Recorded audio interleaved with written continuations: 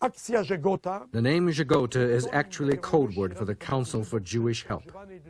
At that time, it was very often used to indicate any helping activity. It truly belongs in the most important annals of Polish and European history. It is important to understand that an organization of this type was limited in the number of its personnel. There was no need for mass participation, rather for mass collaboration. Only a small clandestine group would have had a chance to survive. Zegota consisted of a few dozen co-workers plus hundreds of direct liaison persons. These individuals had further contacts, which overall created a new historical standard for such efforts. First, by extending a hand toward the persecuted people in their hour of need. Second, there was the participation of Christians, often practicing Catholics, who along with atheists, agnostics, socialists, and revolutionaries created a common movement for human rights, which was a mutual expression of human solidarity. And third, when you speak of history, you learn that you cannot speak in clear black and white terms, rather in many subtle shades. I would like to close my remarks with this statement. The Bible speaks of the destruction of Sodom because not even 10 righteous people were found to save the city. Both Jews and Christians of all denominations are aware of this. In our horrible Sodom, a Sodom which was one of unfettered crime against mankind, genocide, a Sodom which was played out on the corpses of millions, we do find more than 10 righteous people. There are thousands of trees in Yad Vashem, which attest to moral readiness, to one's acceptance of hardship, risk, even death. So, our culture and civilization did not go the way of Sodom, thanks to these righteous people. But I would warn Christians against smugness and self-satisfaction.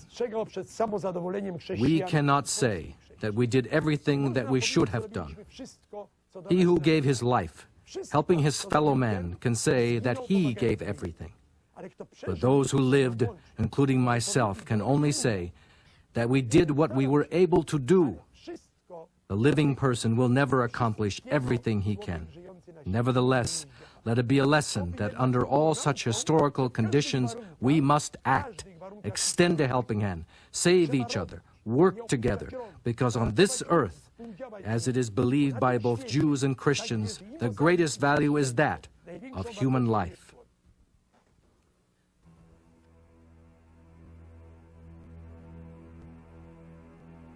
These scenes from captured German propaganda films show the early stages of ghetto life for Warsaw's Jews, when in 1941 passing over the wall was still permitted. In 1942 the ghetto was sealed. German patrols were then able to catch children trying to smuggle food from the Aryan side.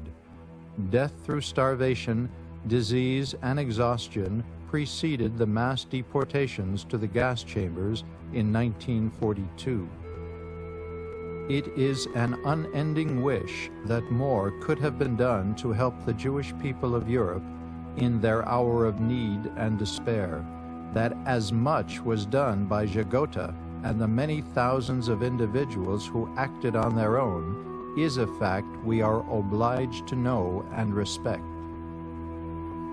The flame, which reminds us of the catastrophic dimensions of the Holocaust, also serves to reaffirm our memory of those unique individuals who fought to sustain and preserve life.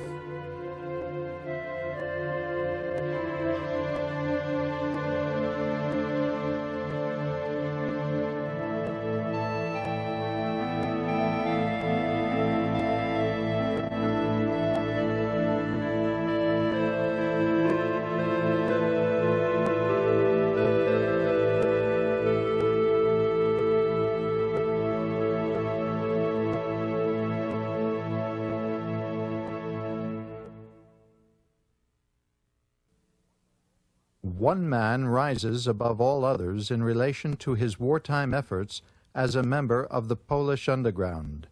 In 1942, he brought his eyewitness testimony of the destruction of Europe's Jewish community to Allied government leaders to urge their immediate intervention.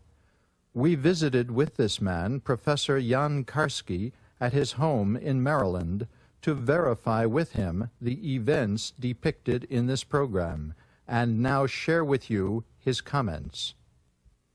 I saw a modest, unpretentious, but deeply moving and truthful film.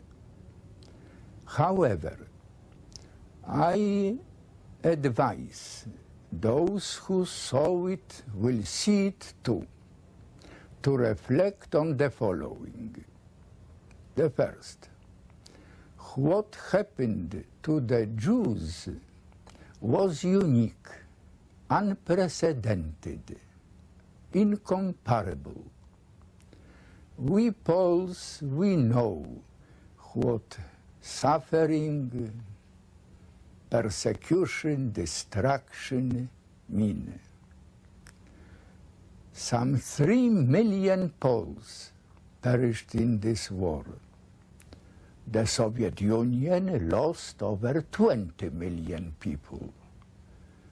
All nations under the Nazi domination had victims, but all Jews were victims. Next, the Jews were totally helpless. They were abandoned by governments, by church hierarchies, by societal structures. Still, over 500,000 European Jews survived. Many of them survived in the concentration camps. The Nazis had no time to finish them off. Some of them survived the fighting in the woods, in the mountains, partisans.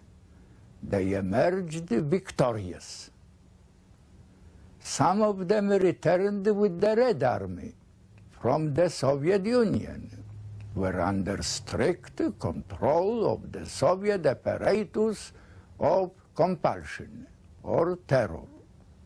But most of them survived because they were helped by individuals, nuns, priests, workers, peasants, intellectuals, in Poland, in France, in Belgium, in Hungary, in Denmark.